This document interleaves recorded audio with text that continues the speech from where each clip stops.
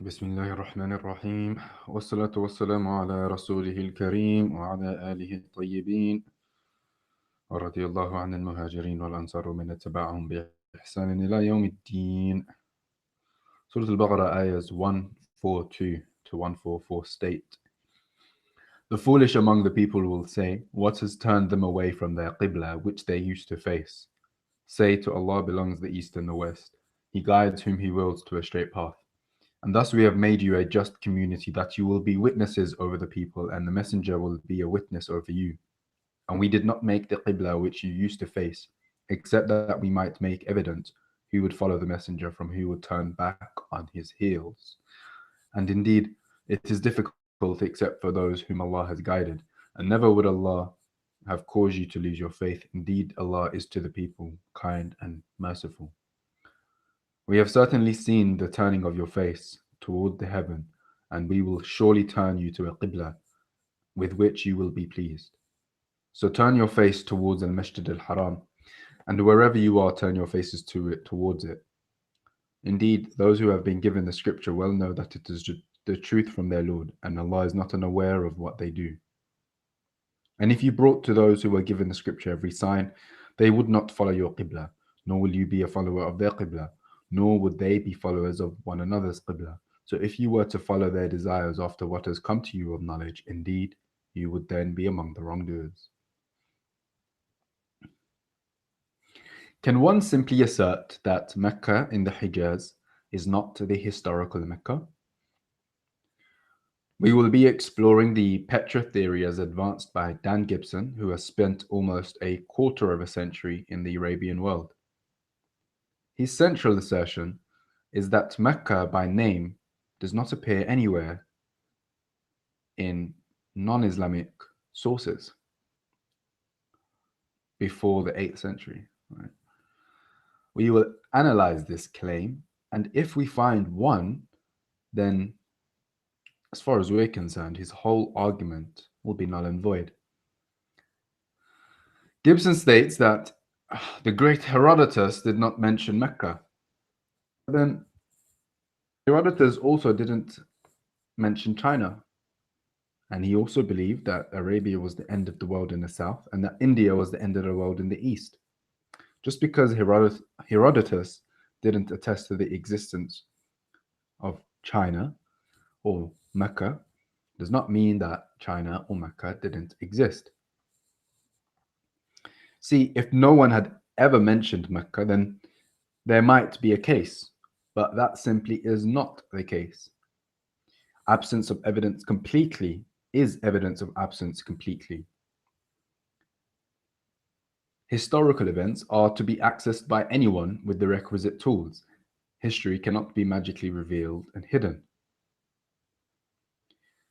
Gibson asserts that the conjured up personage of Muhammad in his imaginings and his father and grandfather, mind you, were Nabatean traders.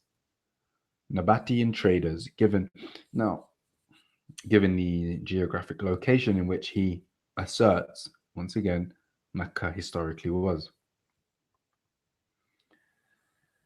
Now, a major problem with Gibson is his removal of Petra from its historical context.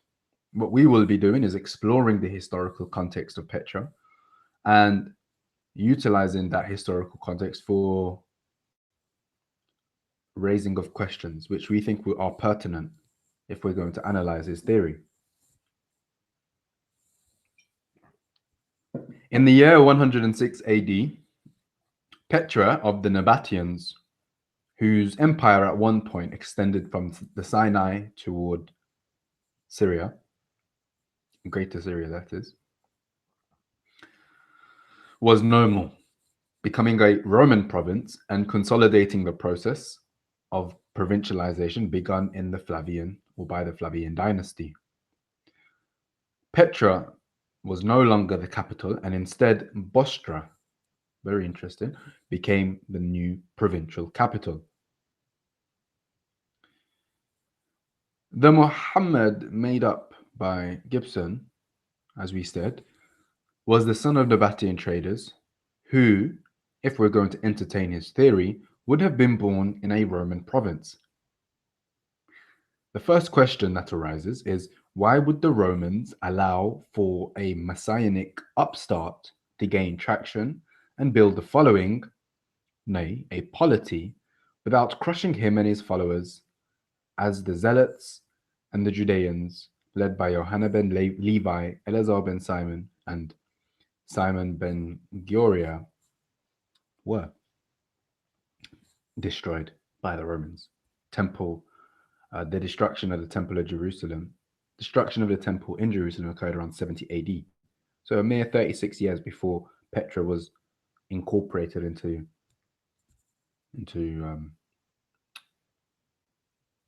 the wider Roman world. We as Muslims hold that 124,000 people accompanied the Prophet, peace be upon him, on the farewell pilgrimage. And later, when in the days of Umar, where the polity turned into an empire, which stretched from Palestine to Syria to Persia, millions more entered Islam and performed the accompanying rites. Interestingly, and perhaps indicatively of the loose and fast attitude and nature Gibson employs, is his use and misuse of Islamic texts.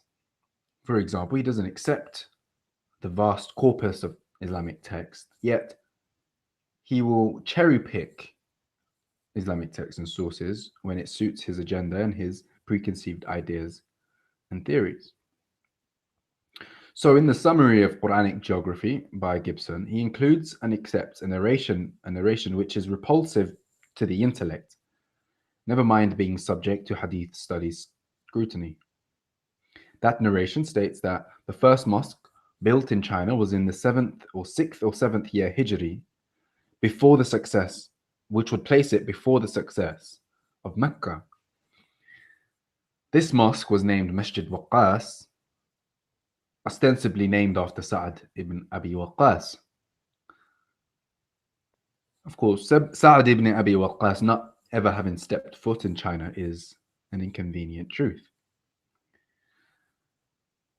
This sets the theme and tone for the rest of this show, wherein Gibson will make spurious claims, tenuous links, and shoddy scholarship to advance his theory. He then goes on to say that, in his view, historical Petra, with its grand buildings and architecture and lush vegetation, is a better fit for the quote-unquote true Mecca, and that, as we said, the imaginings of Muhammad, in his view, who was a son of Nabatean traders, in his view, of course, Nabatean as opposed to Hijazi, it's just that, a spurious claim. He provides no evidence for it. We will demonstrate how the city in which the Nabi Sallallahu Alaihi Wasallam was sent is identified in the Quran as al-Qura, Bakka, Bayt al-Amin, Bayt al-Haram, and most importantly, Mecca. And we will make clear that Mecca, Bakka, Bayt al-Amin, Bayt al-Haram, al-Qura is the place where produce was brought to it, and that it did not produce its own produce. Now, this is an important distinction, and we will see why when we analyze the secondary sources that Gibson tries to utilize.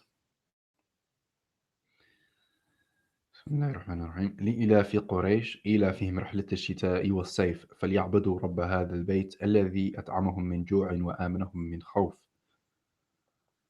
Now, this surah relates the summer and winter caravans, is relating to the summer and winter caravans.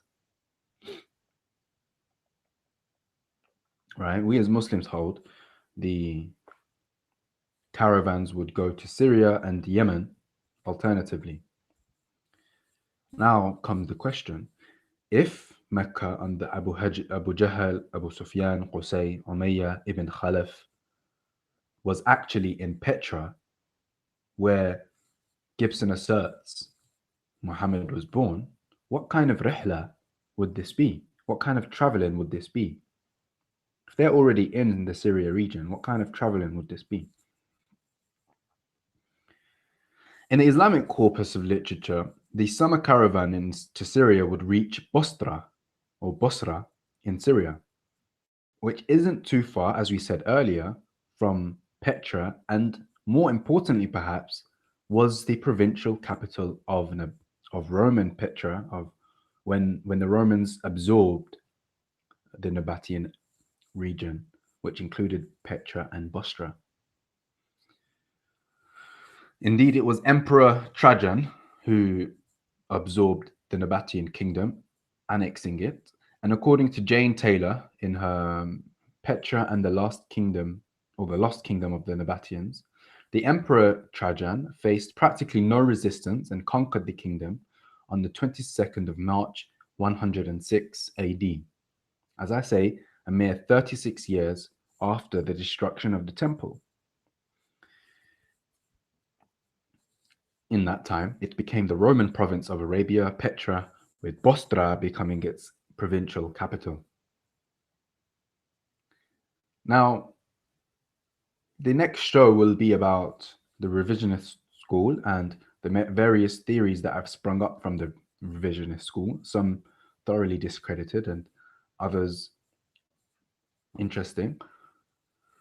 But one theory or one idea that has sprung up from the revisionist school is the idea of Hagarism, which is the precursor to these ideas regarding Petra. And it is precisely here where Hagarism falls flat on its face, because Hagarism puts forward the idea that, again, the conjured up image of Muhammad of their imaginings was a Jewish upstart in a Roman province, which, as we have explored, holds no credibility historic in the light of history. Because, as we said, a mere 36 years before Nabatean Petra, when the Nabatean kingdom was absorbed by the Romans destroyed the temple in Jerusalem due to messianic rumblings. So, if Hagarism was correct and Muhammad was a Jewish upstart who promised the Jews and enlisted their support by promising them a return to the promised land, why, given that Petra is a Roman province, would the Romans allow for him to gain traction? This just goes to show how ridiculous and spurious and tenuous these claims are. The revisionist school would like us to believe that the Quran was only compiled in the 8th century. That is the 2nd century Hijri.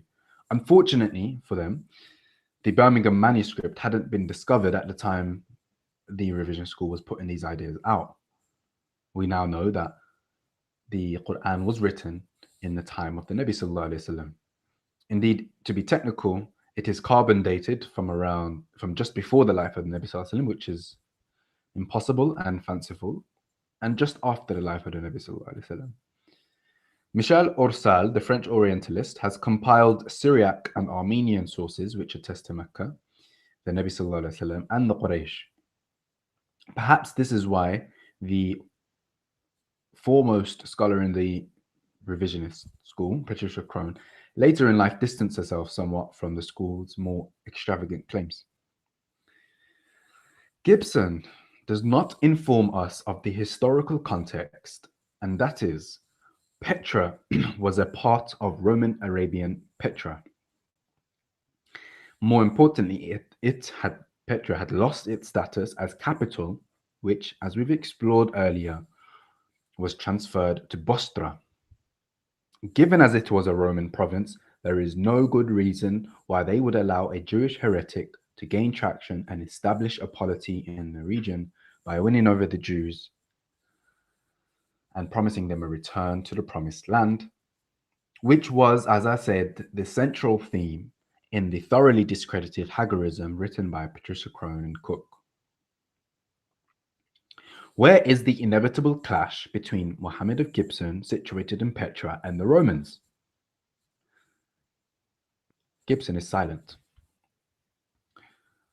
This brings up another interesting point, which is the use of secondary sources by Gibson to patch together his flimsy theory.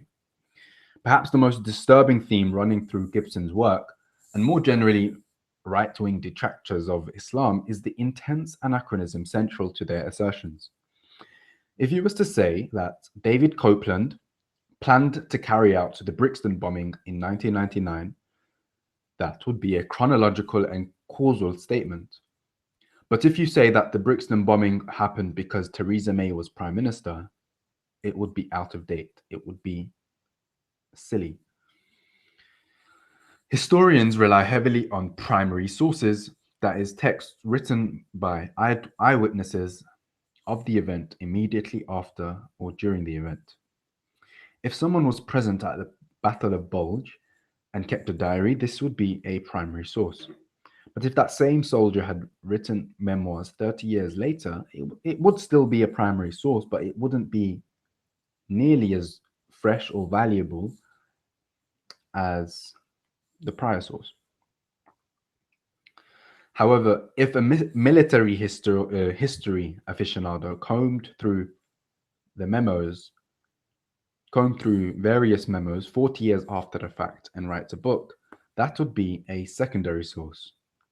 Because this latter person has a radically different view and values from those 19-year-olds who were present at the Battle of Bulge in 1944. It may well be that those 19-year-olds in 1944 were spurring on the Red Army in the East, as they hoped the Red Army would ease the pressure on US forces and Allied forces in France and Germany. However, in 1984, the writer of the secondary source may be entrenched in Cold War hysteria and, as such, harbors a deep-seated hatred for the Soviet Union, which muddies his work. The Quran is our only major source, is the primary source for the life of the Nabi Sallallahu Alaihi Wasallam. That is to say, the years between 610 and 632, the preaching period.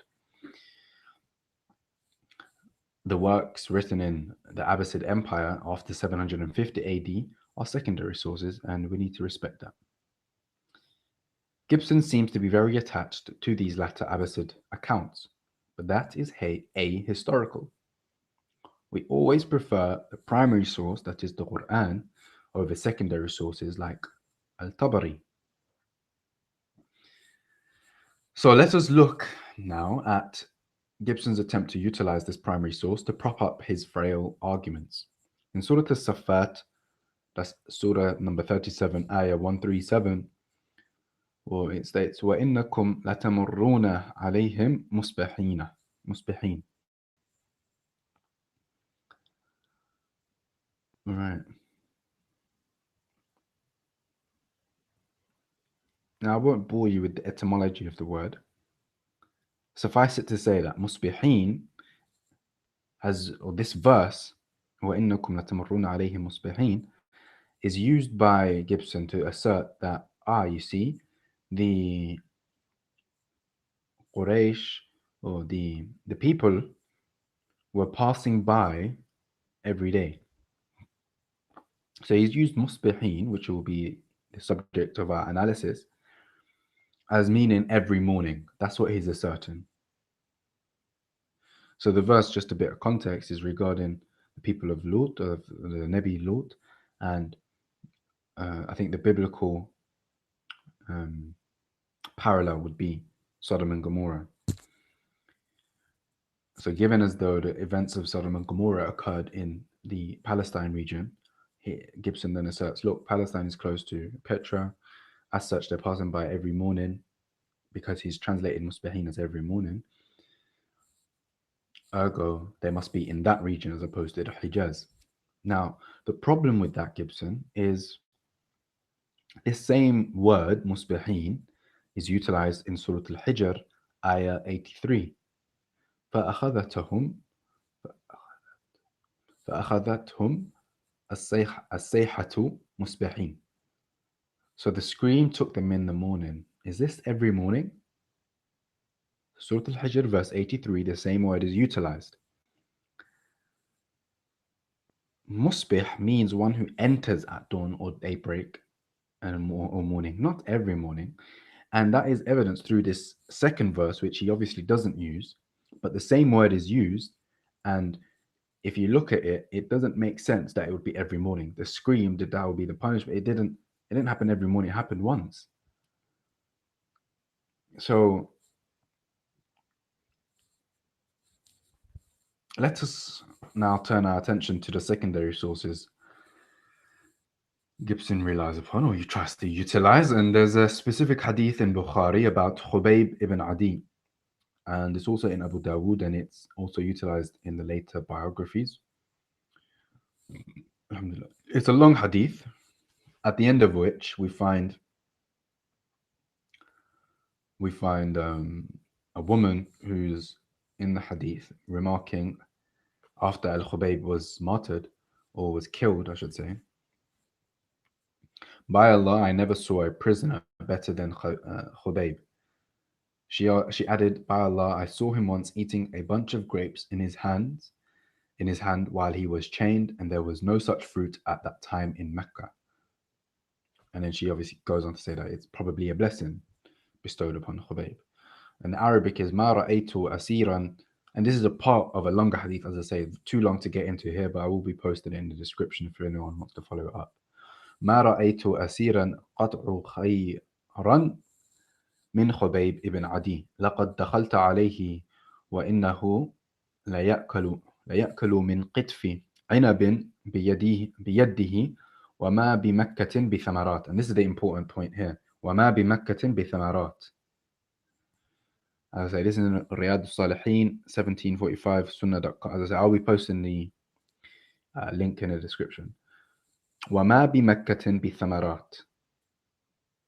Now, this has been understood, and it is understood, and for all those who understand Arabic, that, grapes don't grow in Mecca, right? But Gibson, due to his lack of Arabic and his tenuous links, his spurious claims and shoddy scholarships, attempts to say وَمَا بِمَكَّةٍ بِثَمَرَاتٍ as it is not the time for grapes in Mecca, meaning that, you see, grapes grow in Mecca, and seeing as Mecca in the Hijaz doesn't grow grapes, Mecca must be somewhere else.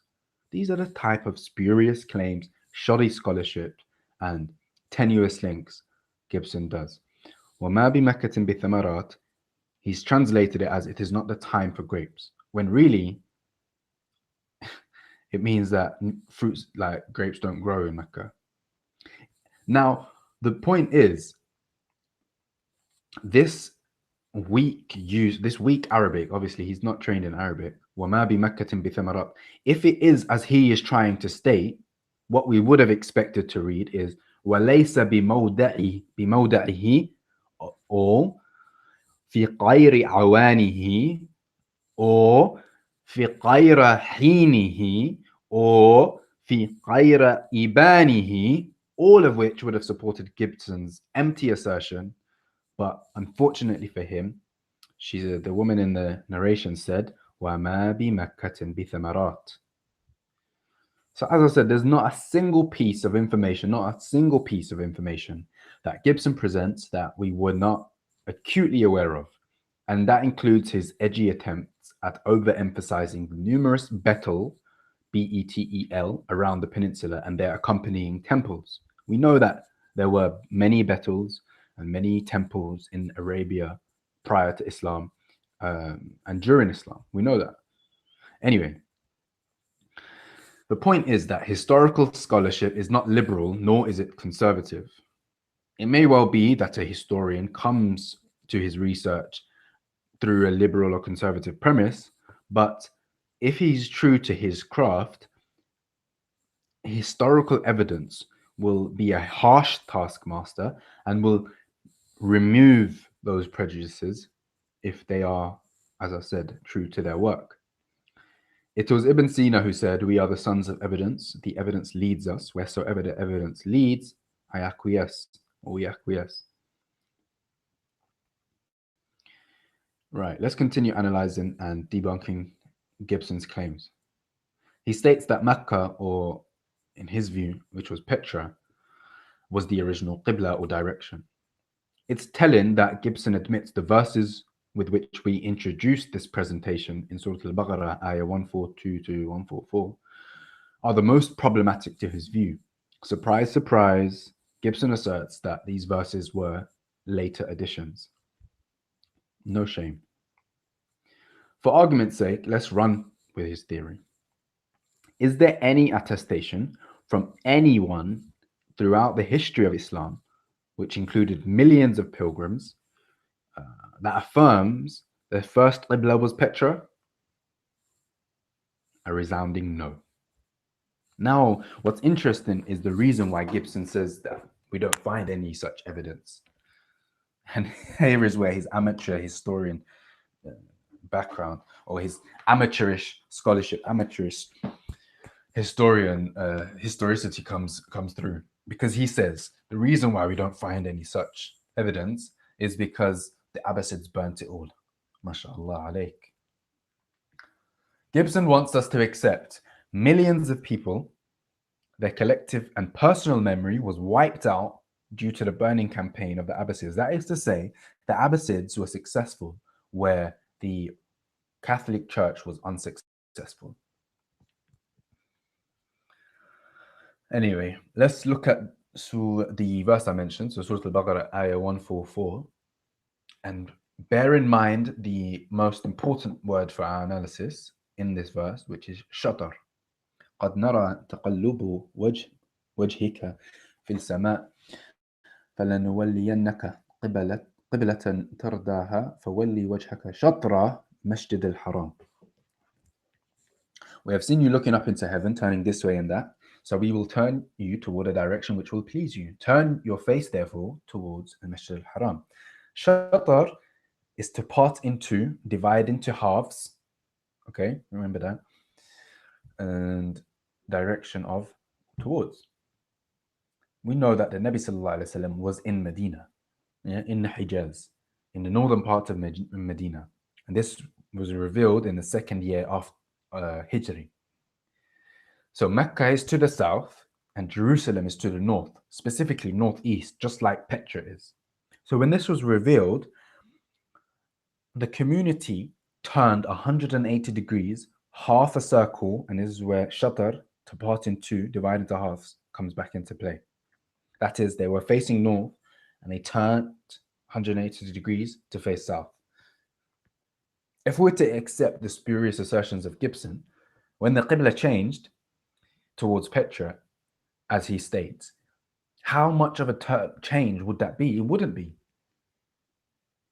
It wouldn't be really that much of a change. In fact, it would be the same direction. And so that's why he's quick to kind of just be quick to just dismiss those verses. Anyway, let's continue. Gibson states that Abdullah bin Zubayr was located in Petra and was squeezed out by the Umayyads, but not before he took the betel, the black stone, right? And again, it's going to be another example of his shoddy Arabic. But not before taking the black stone or betel, Hajar in Arabic, with him. And then he just goes on to say he established a new Kaaba in what we now know as Mecca, as in Mecca in the Hijaz. But then the question, instantaneously, the first question that springs to mind is, why would he take a depleted army to an arid location? Wouldn't it have been a bit more prudent, or a little more prudent, to have taken him to Ta'if, a mere 70 kilometers away, with an elevated topography and a region ripe for agriculture? He further states that Abdullah bin Zubayr builds the house in Mecca, then places the betel, the black stone, the hajar, in the corner. As I said, watch it. Gibson then goes on to say, He mentions the second fitna, which included Abdullah bin Zubayr and the Umayyads and Yazid al-Khabith. And this fitna ensued for years, from around 680 AD to 692 AD, or 61 Hijri to 73 Hijri. And it was the latter, 73 Hijri, where Abdullah bin Zubayr was killed. So as I say, this is roughly the narrative as presented by Gibson, that Abdullah bin Zubayr was actually in Petra. He took the stone, was expelled, squeezed out of Petra, went down to Mecca and established the house that we know today, Kaaba that we know today. Okay, and given that he had the stone, he had the Hajar. Right. Now let's look at what actually transpired. During the time in which the Pledge of Allegiance was being extracted from the regions given Yazid's ascension to the throne, Yazid al-Khabith, right? Abdullah bin Zubayr was located in Mecca, in Hijaz. He invited al-Hussein to join him in Mecca in order, as it's, right, he invited him to join him in Mecca. Anyway, Abdullah bin Zubayr simply refused to give the pledge to the bay'ah, the pledge to Yazid, and remained in Mecca while, as we know, al-Hussein went off into Iraq and was killed there. We know what that Khabith Yazid did at Karbala, so we're not going to go into it here. But then he turned his attention towards Medina, where under the leadership of the Musrif ibn Uqba, the people there were killed, their property seized, and the next orders were to turn to Mecca, where Abdullah bin Zubayr was located. Right. So Hussein ibn Umayr led the charge and attack against Mecca, and they didn't even spare the Kaaba, which was at that time made of alternate layers of wood and stone, burning it, damaging it, but it wasn't completely destroyed yet. So the siege went on until word came that Yazid had died, and his son Muawiyah II was named emperor. Now, this didn't really wash too well with the rank and file, as he was a sickly young boy. So Abdullah bin Zubayr was invited to become caliph, go back with Hussein ibn Umayr to Syria and become caliph and whatnot, but that didn't happen. Abdullah bin Zubayr decided to stay in Mecca. And then he was able to consolidate his power from Mecca into Iraq and parts of Yemen, and he sent a governor to Iraq. With this newfound authority, he consulted some of the companions, perhaps most prominent of whom was Ibn Abbas, about what to do with the Kaaba as it stood, as it was crumbling. It was in a state of disrepair. So Abdullah bin Zubayr was of one opinion, which was to level it and build it again off the foundation, from the foundation, whereas Ibn Abbas thought that that would be a bad idea, given that people might become less reverent of the Kaaba. In any case, Abdullah bin Zubayr decided on leveling the Kaaba, and coming across its foundations, he remembered the narration of Aisha, who would be his aunt, given that Abdullah bin Zubayr was married to Asma. In this narration, she relates that the Nabi Sallallahu Alaihi Wasallam said that, but for, to the nearest minute, of course, that but for your people, I would have, rebuilt the Kaaba along the foundations of Ibrahim and Ismail, and made for it 2 doors. Now, here is where it gets interesting, because even today, if you go to Mecca, you will come across the semicircle of Ismail, which technically is inside the Kaaba. And this relates to the fact that the Quraysh were unable to provide all the requisite stones when rebuilding the Kaaba in the time of the Nabi Sallallahu Alaihi Wasallam, and as such made a mark of where the outer perimeter, or Hijr, actually was. Hijr. So, and it's from here that judgments regarding direction of prayer are derived, which is a technical one, and I'll leave that for those better suited for it.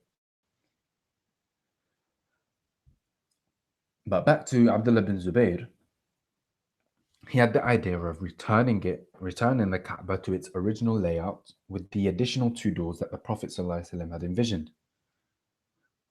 The days passed, and so we come to Hajjaj, under whom, who was under the rulership of Abdul Malik.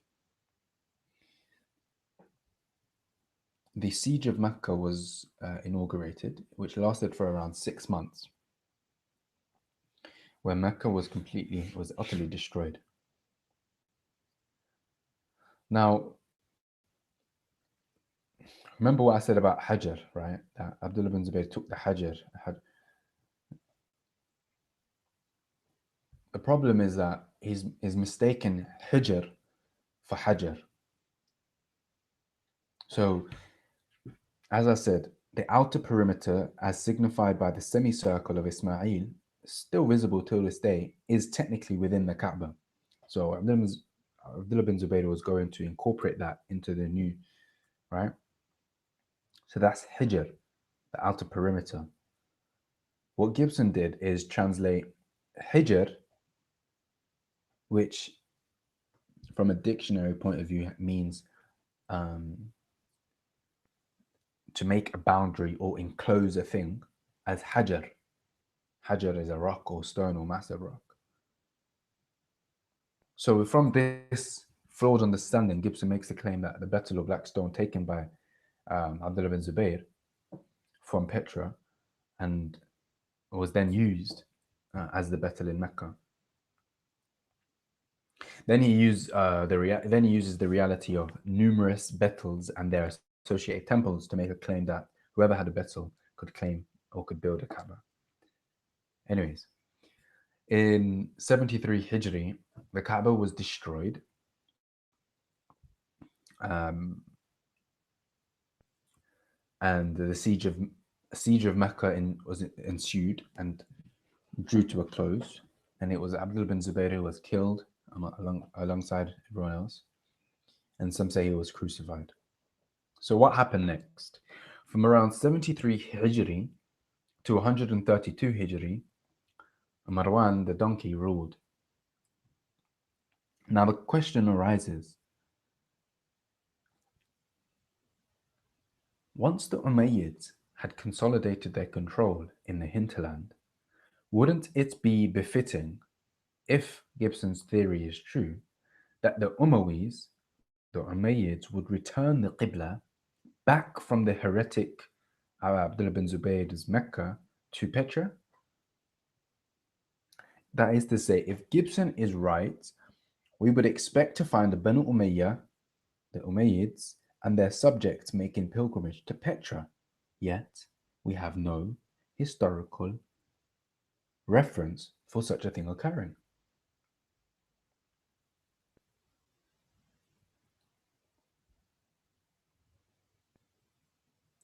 Now, at this point, seen as though we've critically analyzed the theory, Gibson jumps from answering that. He doesn't really answer or address that point. And he basically, again, relies upon conspiracies and states that the Abbasids were so hateful of the Umayyads that just despite the Umayyads, they stuck with the Qibla of Abdullah bin Zubayr. But that doesn't answer the initial question. From 73 to 132 Hijri, the Umayyads were in power. So if Petra was the original Qibla, and Abdullah bin Zubayr was a heretic who changed the Qibla from the original location in Petra to Mecca in the Hijaz, why didn't the Umayyads return the Qibla to Petra? It's no good telling me that, oh, but the Abbasids hated the Umayyads so much that they stuck with I'm asking you, why did the Umayyads in the years of 73 to 132, that is to say after Abdullah bin Zubayr was killed and Mecca was reincorporated into the Umayyad sphere of influence, between 73 to 132 Hijri, why did not the Umayyads return the Qibla toward Petra, its quote-unquote original location.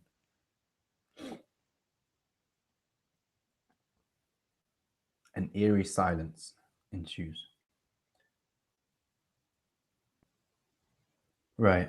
And the funniest thing is, logically, in Gibson's theory, it would make more sense that the Abbasids would hold fast to Petra, as it was closer to their garrison cities and towns like Samarra and Baghdad and Kufa. Anyway, now let's look at the non-Islamic sources I promised you all I would provide for the existence of Mecca. Ananias of Sirach, an Armenian living in the 6th century AD, from 610 to 685, was perhaps the first to mention Mecca by name in his geography. Quote, "The 25th country of Asia, rocky Arabia, is east of Egypt and the Arabian Sea at Hierapolis, extending to the western fork of the Red Sea, through which the Israelites passed. It is bounded in the south by Fortunate Arabia, on the east Desert Arabia, and on the north by Syria and Judea.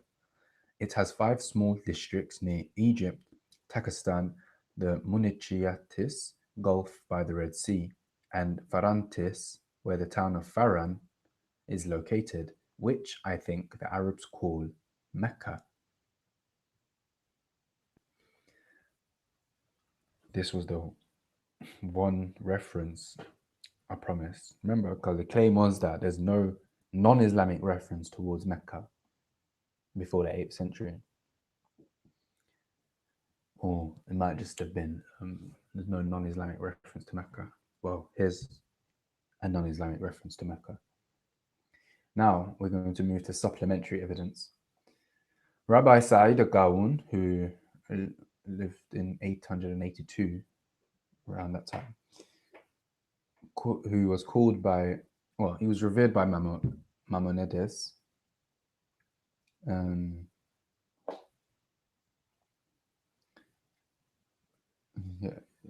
Translates the passage in Genesis 10:30 as, "And their dwelling was from Mecca towards Al-Medina, unto the mountains of the east." All right. Now let's return to the Quran, Surah Ali Imran, ayah 96. "إن أول بيت وُدِّعَ للناس للذي ببكة مباركة وهدى للعالمين. The first house established for mankind was that of Bakka, a place of blessing and a guidance for all beings. And in, I think it's Surah Al-Fatah, ayah 24, Surah Al-Fatah, "And it is he who withheld their hands from you and your hands from them within Mecca, after he caused you to overcome them, and ever is Allah of what you do seeing." That rounds off our debunking of Dan Gibson's Petra theory. I think we've done a thorough job. A non-technical look. As for the technical aspects, there are 2 solid articles in the description. Everything I said here is verifiable. If you pause it, take the name, go look it up, you'll find what I'm talking about. If there is anything that is of interest that you want to follow up, drop a comment below. The next topic, or the next video on this topic will explore the intellectual history of the revisionist school, its origins, its development, and its primary proponents. وآخر دعوانا الحمد لله رب العالمين واستغفر الله إنه تواب رحيم.